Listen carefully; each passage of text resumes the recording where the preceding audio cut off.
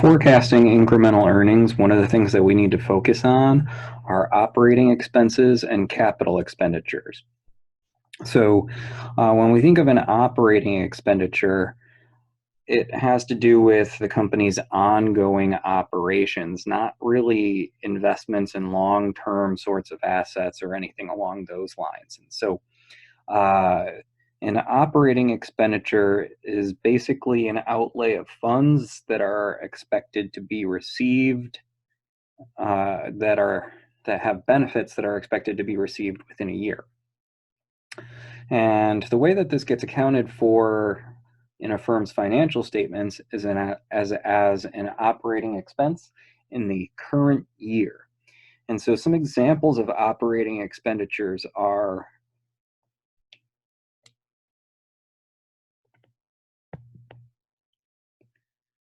selling, general, and administrative expenses.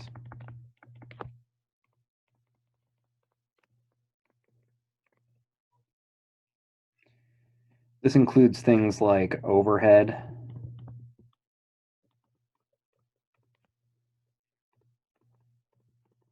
salaries, and marketing costs.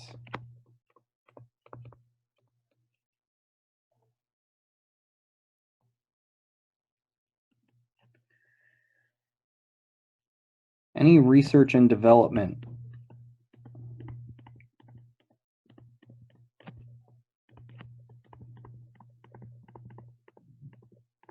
is accounted for as an operating expenditure.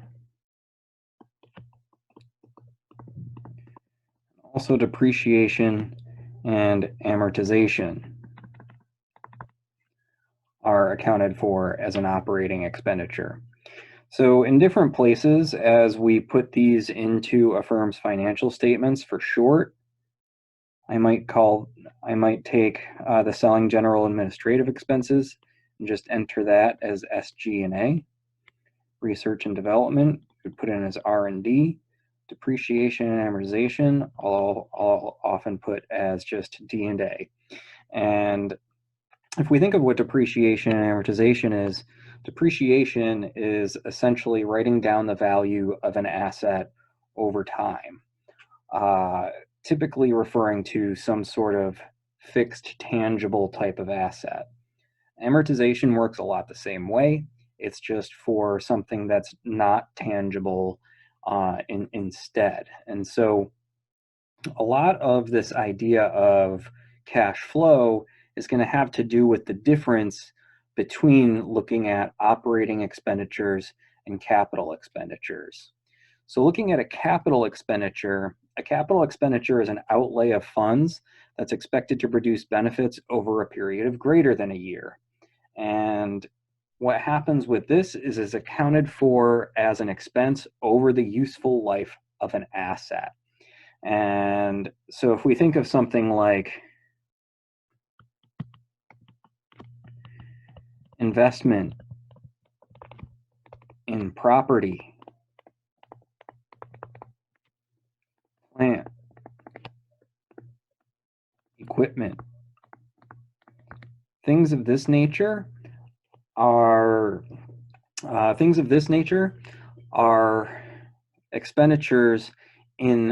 expenditures on long-term assets. And if we're looking at the general accounting treatment for this, when we spend money on some sort of long-term asset, when we make a capital expenditure, looking back, that's accounted for on a year-to-year basis as depreciation and amortization. However, when the money actually goes out is right up front. When we buy a fixed asset, the cash goes out now, but the accounting treatment is to treat the expense as if it's an ongoing expense over time. So we'll focus a little bit more on depreciation here. Depreciation is the accounting treatment of an asset's expense to allocate its cost over its useful life. So one of the ways that we can incorporate depreciation expenses is through what's referred to as straight line depreciation. And in this case, an asset's cost is divided equally over its lifetime, but typically not in time zero. So if we're drawing a timeline of cash flows, depreciation doesn't start in year 0, depreciation would start in year 1. We have some other accounting methods like the Modified Accelerated Cost Recovery System, or MACRS, and there are lots of others. For the most part, at the beginning part of this chapter, we're going to focus on straight line, but at some point in the chapter, we'll come back and revisit MACRS depreciation. So at this point in the chapter, we're going to start looking at the mini case that's associated with this chapter. The mini case deals with Linksys, and Linksys is considering pursuing this project called HomeNet. So if you have the mini case handy, what you want to do is look at the details in that mini case, because what we'll be doing throughout the first part of this chapter is looking at the different estimates that are associated with this HomeNet project, and ultimately trying to build up a forecast of free cash flows that are associated with this HomeNet project to see whether or not it's worth it for Linksys to begin this project. So this HomeNet project, we have a series of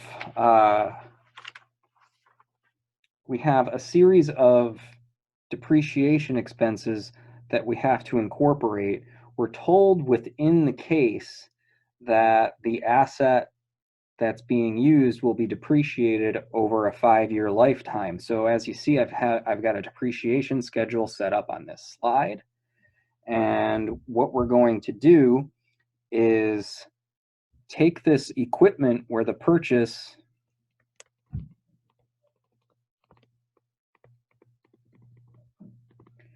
was $7,500.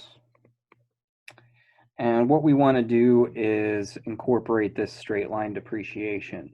So straight line says an asset's cost is divided equally over its lifetime. We don't have any depreciation in year 0, but if we're able to depreciate in years 1 through 5, we're going to have 20% depreciation over the lifetime of the fixed asset. What that means is, in terms of depreciation expenses, there are no depreciation expenses in year 0, but we're able to have $1,500 of depreciation expenses every year in year 1 through 5, adding up to the total value of the equipment purchase. To get this $1,500 number,